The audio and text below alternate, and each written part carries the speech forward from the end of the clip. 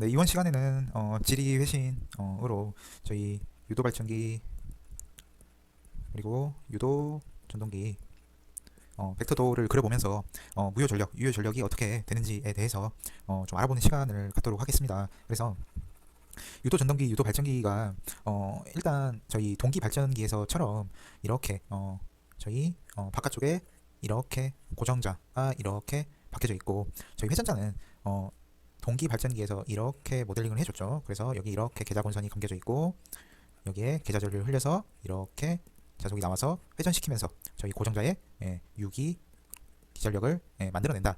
저희 이렇게 배웠죠. 지금은 유도 전동기이기 때문에 저희 고정자에 이렇게 뭐가 들어오죠? 전류가 들어오죠. 즉 유도 전동기가 모터가 이렇게 있으면 저희 예를 들어 삼상 유도 전동기라고 가정해 보겠습니다. 그러면 이걸 어디다 꼽죠? 전원에 연결하죠. 전원에 연결하면 유도 전동기에 이렇게 전류가 흐르고 여기에 이렇게 전압이 걸려서 유도 전동기가 회전을 하게 되는 그런 원리로 작동하게 됩니다. 그래서 이번 시간에는 원리는 아니고 어떻게 유도 전동기, 발전기, 벡터도 그리는 방법에 대해서 알아보는 시간 갖도록 하겠습니다. 그래서 벡터도라 하면 저희 일반적으로 그려지는 뭐 1차와 2차를 기준으로 해서 벡터도를 판별하는 것은 아니고요. 저희 유도 전동기가 이렇게 있으면 전압을 인가를 해주지 않습니까? 그러면 이 전압과 이 유도 전동기로 흘러 들어가는 이 전류가 어떤 위상을 갖는지에 대해서 알아보는 그런 벡터도를 그려보는 시간이라고 알아주시면 될 것 같습니다. 자, 그래서 저희 유도 전동기, 즉 고정자에 이렇게 전류가 흐른다고 가정을 하면 전류가 이쪽 방향으로 이렇게 나오고 모니터를 뚫고 나오는 방향이죠. 여기는 모니터를 향해서 들어가는 방향이죠. 그렇게 되면 저희 앙페르 오른손 나사 법칙을 적용을 해보면 엄지손가락의 방향이 이쪽 방향이 된다라는 걸 알 수 있죠. 그렇죠? 그래서 이쪽에 이렇게 고정자에 의해서 자개가 형성이 된다는 거죠. 무슨 말인지 아셨죠? 그 상태에서 지금 저희 전원의 주파수는 어떻게 되죠? 전원을 이렇게 인가를 해줬죠. 그렇죠? 이때 주파수는 몇 헤르츠죠? 저희 쓰고 있는 주파수 60Hz죠. 60Hz. 그래서 고정자는 60Hz로 이렇게 회전을 하고 있고 유도 전동기 같은 경우에 저희 회전자 이렇게 있지 않습니까? 회전자가 이렇게 박혀져 있죠. 이런 식으로 박혀져 있습니다. 이렇게요. 예를 들어서 뭐 이쪽에도 이렇게 예를 들어 뭐 박혀 있겠죠. 이 상태에서 저희 고정자 즉 여기 자개 BS가 만들어내는 이 회전 속도가 회전자 속도보다 어떻죠? 상대적으로 더 빠르죠. 그렇죠? 그래서 회전자 입장에서 보면 고정자 이 바깥쪽에 있는 친구가 더 빠르기 때문에 회전자 입장에서는 어디로 가는 것처럼 보인다? 이쪽으로 이렇게 가는 것처럼 보인다라는 것이죠. 그렇죠? 상대속도 벡터가 이렇게 됩니다. 그렇죠? 그래서 V 크로스 B를 해주게 되면 저희 유기기전력이 만들어지죠. 그렇죠? 그래서 유기기전력의 방향은 오른손 엄지손가락을 제외한 네 손가락을 V에서 BS 방향으로 이렇게 감싸주게 되면 오른손 엄지는 어떻죠? 모니터를 뚫고 나오는 방향이 되겠죠. 그래서 이렇게 표시가 됩니다. 그렇죠? 그리고 여기 이 친구들도 마찬가지겠죠. 왜냐? 상대 속도가 이렇게 될 테니까요. 그렇죠? 여기도 이렇게 되죠. 그래서 이쪽은 전부 다 이런 식으로 유기기전력 벡터가 잡히게 됩니다. 그렇죠? 그리고 이쪽 부분을 한번 봐보도록 하겠습니다. 이쪽 부분은 어떻게 되냐? 지금 자속이 이런 식으로 가는 거죠. 그렇죠? 상대 속도 벡터는 이렇게 잡히게 되겠죠. 회전자 입장에서요. 그렇죠? 그러면 V랑 B랑 이렇게 형성이 될 것입니다.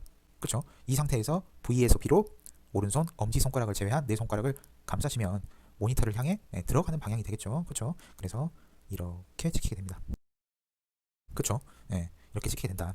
이 상황에서 지금 이곳에 있는 값이 최대값이죠. 그렇죠?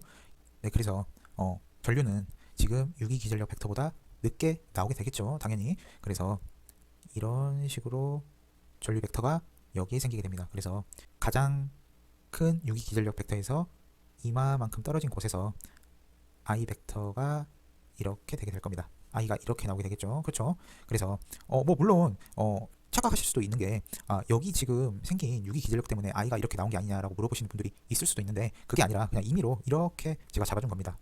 늦은 전류가 생기는 거죠. 그렇죠? 그래서 지금 전류를 보게 되면 이렇게 찍히게 되겠죠. 그렇죠? 왜냐? 여기에 생기는 것보다 이마만큼 늦게 되기 때문이죠. 그리고 여기에서 생기는 것보다 이마만큼 늦게 되기 때문이죠. 그렇죠? 그래서 i를 다시 써주게 되면 이렇게 빨간색으로 써줄 수가 있게 되는 거죠. 그러면 i에 의해서 다시 자속이 만들어지겠죠. 이게 바로 BR 벡터입니다. 그쵸? 오른손 엄지손가락을 제외한 네 손가락을 이렇게 해서 감싸주게 되는 거죠. 그렇게 되면 오른손 엄지손가락이 이 방향을 이렇게 가리키게 된다라는 거죠. 그렇죠. 그래서 저희 BS 벡터에다가 BR 벡터를 더한 것이 바로 이 벡터가 되는 거죠. 그렇죠. 이게 바로 B네트가 됩니다. 무슨 말인지 아셨죠? 네, 저희 그래서 지금 벡터들을 이렇게 그려보았는데 지금 보면 고정자 스피드가 60Hz고 회전자 스피드가 예를 들어 58Hz다 라고 가정을 했을 때 지금 이 60Hz는 정기적인 스피드를 말하는 거죠. 지금 그쵸? 그리고 여기서 58Hz는 기계적인 스피드를 말하는 겁니다. 그리고 사실은 여기에 정기적인 주파수인 이 헤르츠가 포함이 되는 것이죠. 사실은. 그래서 슬립이라고 하는 것은 이 정기적인 스피드와 기계적인 스피드 차이를 우리는 슬립이라고 합니다. 그렇죠? 아무튼 그거는 나중에 제가 유도 전동기 원리 들어가면서 설명을 드리도록 하겠습니다. 그래서 이번 시간은 전압 전류 관계에 대해서만 알아보는 거니까 여기에 대해서는 제가 나중에 또 설명할 수 있도록 그렇게 해보겠습니다. 그래서 지금 고정자는 반시계 방향으로 지금 이렇게 회전을 하고 있죠. 이 상태에서 보면 저희 고정자 관점에서 보면 이 친구가 회전자 기계적 스피드보다 더 빠르죠. 그렇죠? 그래서 지금 저희가 걸어준 이 전압 벡터 요거 보이시죠? 이 친구 이게 바로 전압 V 벡터를 의미합니다. 그리고 저희 고정자가 이렇게 돌고 있죠. 그렇죠? 그래서 V 벡터가 나온 뒤에 저희 어떤 벡터가 나오죠? I 벡터가 나오게 되는 거죠. 그렇죠? 그래서 저희 지금 V 벡터가 이런 식으로 나왔고 I 벡터가 이런 식으로 나왔죠. 이런 식으로 이렇게 주어졌죠. 그렇죠? 그때 이 빨간색 점이 이렇게 찍히게 되는 거죠. 요게 그렇죠? 이때 저희가 이 상황을 바로 유도 전동기라고 말을 해줄 수가 있을 겁니다. 그렇죠? 왜냐면 저희 전압 인가를 고정자에 이렇게 했고 전류가 이렇게 흘러 들어가지 않습니까? 그렇죠? 요 상태일 때 이렇게 간다라고 저희가 가정을 해줬죠. 그러면 V랑 I랑 어떻게 되죠? V랑 I랑 관계가 이렇게 형성이 되는 것이죠. 지금 이렇게 형성이 되는 거죠. 그렇죠? 이 상태에서 P는 0보다 큰가요? 적은가요? 0보다 당연히 크죠. 그렇죠? 그리고 Q도 당연히 0보다 크게 됩니다. 그래서 유도 전동기 입장이므로 부하 입장에서 P가 0보다 크다라고 하는 건 뭐죠? 소비하고 있습니다라는 거죠. 그리고 Q가 0보다 크다라고 하는 것도 역시 소비하고 있습니다라는 겁니다. 무슨 말인지 아셨죠? 그런데 저희 유도 발전기 입장이라고 한번 가정을 해보겠습니다. 무슨 말인지 아셨죠? 발전기라고 하면은 저희 벡터 방향이 어떻게 되죠? 이렇게 가는 게 아니라 마이너스 값을 취해주게 되면 당연히 방향이 이렇게 가게 되는 것이죠. 그렇죠? 이 친구가 이렇게 바뀐 거죠. 그리고 전압은 V 벡터 그대로 있게 됩니다. 그러면 전류 방향을 바꿔줬으므로 여기 이렇게 지금 I 벡터가 있다라고 가정을 했는데 그렇죠? 마이너스 값을 취해주므로 전류 방향이 이렇게 바뀌죠. 그렇죠? 그래서 이 방향을 저희가 전류 방향으로 취해준다라는 거죠. 그렇죠? 그래서 지금 회전을 이렇게 하고 있기 때문에 이 친구가 먼저 등장하게 될 것입니다. 그리고 나중에 V 벡터가 등장하게 되는 것이죠. 그렇죠? 이때를 바로 우리는 유도 발전기 입장이라고 하는 겁니다. 그래서 이때 I 벡터가 색깔 한번 맞춰보도록 하겠습니다. I 벡터가 이렇게 있고 V 벡터가 이렇게 있게 되는 것이죠. 그리고 여기 I 벡터죠. 이때 P의 값이 0보다 큰가요? 작은가요?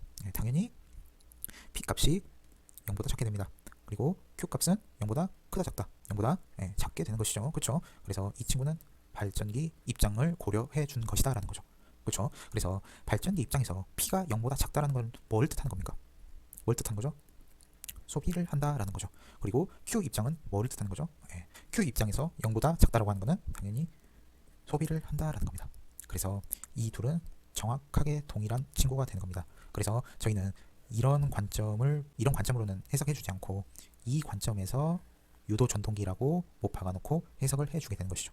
굳이 유도 발전기로 가정해 놓고 P가 0보다 작고 Q가 0보다 작으니까 발전기가 소비를 합니다. 그리고 우리는 이걸 발전기로 봐주지 않고 전동기로 봐주겠습니다. 굳이 이럴 필요는 없죠. 그래서 저희 그냥 다이렉트로 이런 식으로 가정해서 해석을 해준다라는 거죠. 무슨 말인지 아셨죠? 그래서 이제 유도 발전기를 보도록 하겠습니다. 유도 발전기 같은 경우에는 저희 회전자 속도가 고정자 속도보다 반대로 더 빠르게 됩니다. 무슨 말인지 아셨죠? 그래서 예를 들어 회전자의 속도가 60Hz고 고정자의 속도가 58Hz다 라고 가정을 해보겠습니다. 아까 상대속도 벡터가 회전자 같은 경우에는 더 느려서 이렇게 상대속도 벡터가 생겼죠. 하지만 이제는 상대속도가 회전자가 더 빠르다라는 거죠. 무슨 말인지 아셨죠? 그리고 여기에 걸리는 전압은 그대로다. 네, 그래서 고정자에 걸리는 전류는 동일하게 맞춰줬습니다. 무슨 말인지 아셨죠? 그래서 고정자 때문에 회전자에 미치는 것은 바로 요게 이렇게 됩니다. 이게 바로 BS죠. 그렇죠?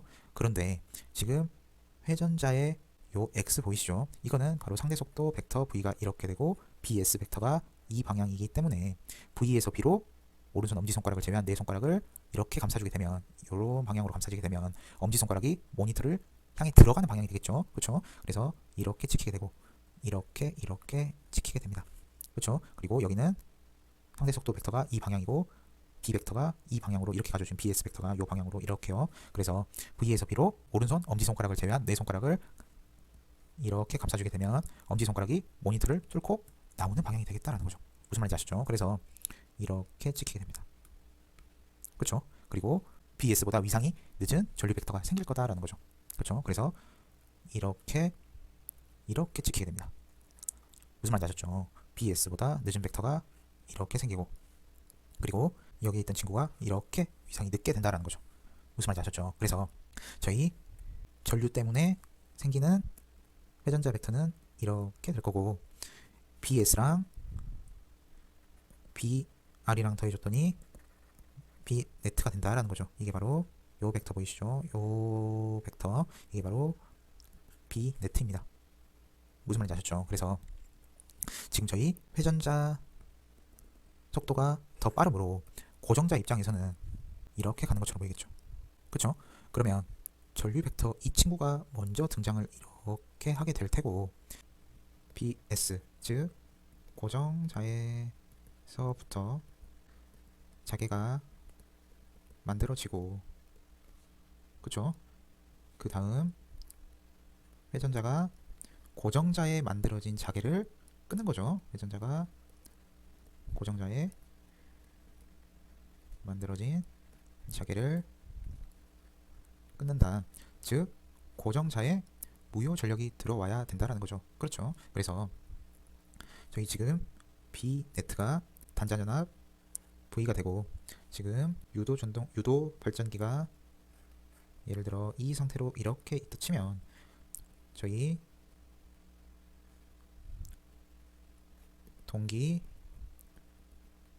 발전기로 무효 전력 즉 자속을 만들어내는 원천이 되는 전류를 공급을 해줘야 한다라는 것이죠.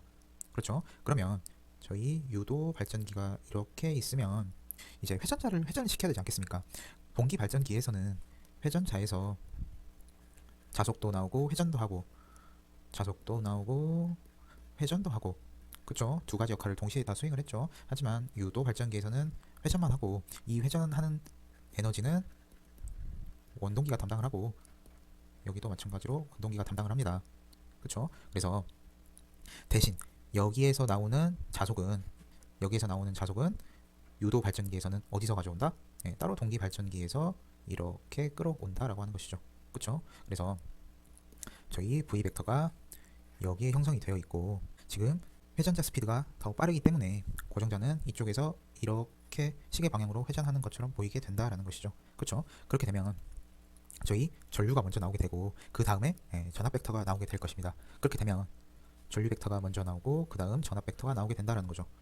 그렇죠? 그래서 지금은 이렇게 간다라고 가정을 했으면 지금은 이렇게 간다라고 저희가 벡터들을 그려준 거죠. 그렇죠? 그래서 이렇게 간다고 가정했을 때 I가 먼저 나오고 이렇게 간다고 했을 때 I가 먼저 나오고 그 다음 전압 벡터가 나오게 된다는 것이죠. 그렇죠? 뭐 논리적 차이는 전혀 없다라는 겁니다. 그렇죠? 그래서 이 벡터도를 보시게 되면 I 벡터가 이렇게 있고 전압 벡터가 이렇게 있다라는 거죠. 그렇죠? 그래서 저희 P는 어떻죠? 0보다 크고 Q는 0보다 작게 되는 거죠. 그렇죠? 그래서 유도 발전기 입장에서는 그렇죠? P가 0보다 크기 때문에 발전기가 P가 0보다 크다라는 것은 뭡니까? 유효 전력을 공급한다라는 거죠. 그리고 Q가 0보다 작다라고 하는 것은 무효 전력을 소비하고 있다라는 거죠. 그렇죠? 자속이 되는 전류를 내 스스로 만들어낼 수가 없기 때문에 그걸 어디서 가져온다? 그렇죠? 따로 동기 발전기 전원을 연결을 해서 고정자에 여자가 되는 여자 전류를 공급받는다라는 거죠. 그렇죠? 그래서 무효 전력을 소비하고 유효 전력을 공급하게 됩니다. 그렇죠? 근데 전류의 방향을 반대로 잡았다라고 생각을 해보겠습니다. 그렇죠? 그러면 전압이 먼저 나오게 되고 그 다음 전류가 나오게 되는 것이죠. 그렇죠? 그래서 여기가 이렇게 찍혔으면 여기는 이렇게 찍히게 되겠죠. 그렇죠? 그렇게 되면 저희 전압 벡터가 이렇게 있고 I 벡터가 이렇게 오게 될 것입니다. 그렇죠? 그러면 유도 발전기 입장에서는 부하측으로 전류를 이렇게 보내줬으면 유도 전동기이기 때문에 전류 벡터가 이렇게 오게 되는 것이죠. 그렇죠? 이때 P가 0보다 작죠. 그렇죠? 여기에 있는 이 전압 벡터와 여기에 있는 이 전류 벡터 보이시죠? 그래서 P가 0보다 작게 되고, 그렇죠? 이런 벡터가 되죠. 지금 이 상태에서 P가 0보다 작고, 그렇죠? Q가 0보다 크다라는 거죠. 이건 유도 전동기 입장입니다. 그렇죠. 그래서 전동기 입장에서 P가 0보다 작다라는 것은 뭐를 뜻하죠? 유효 전력을 공급한다라는 것이고, Q가 0보다 크다라고 하는 것은 Q를 소비하고 있다라는 말입니다. 그래서 이 둘은 똑같습니다. 그런데 굳이 전동기가 유효 전력이 0보다 작고 전동기 입장에서 P가 0보다 작기 때문에 유효 전력을 공급한다라고 말하는 거는 뭐 말은 맞지만 이렇게 표현하는 거는 저희가 일반적으로 잘 사용하지는 않습니다. 그렇죠? 하지만 둘은 똑같다라는 거죠. 뭐 이렇게 표현을 해도 틀린 건 절대 아닙니다. 맞는 말입니다. 하지만 우리가 일반적으로 잘 쓰이지 않는 표현이다 라는 거죠. 무슨 말인지 아셨죠? 그리고 아까 동기 발전기에서 이렇게 여자 전류를 공급을 받는다라고 했는데 저희 셀프 여자라고 해서 유도 발전기가 이렇게 있으면 저희 커패시터 뱅크를 달아서 이건 바로 충전이 된 상태죠. 충전된 커패시터 뱅크를 이용해서 셀프 사이티드 자기 여자를 스스로 할 수 있게끔 도와주는 걸 바로 이런 상태를 의미합니다. 그래서 구동 방법에는 대표적으로 첫 번째 그리고 두 번째가 있다. 이 정도로 알아두시면 될 것 같습니다. 무슨 말인지 아셨죠? 그래서 이러한 관계들을 이러한 관계 보이시죠? 이러한 관계들을 정확하게 따져주지 않으면 유효 전력 공급 소비 같은 것들이 모두 다 헷갈려 버리기 때문에 좀 주의하셔야 된다 라는 말씀을 드리고 싶습니다. 이번 강의 여기서 마치도록 하겠습니다. 감사합니다.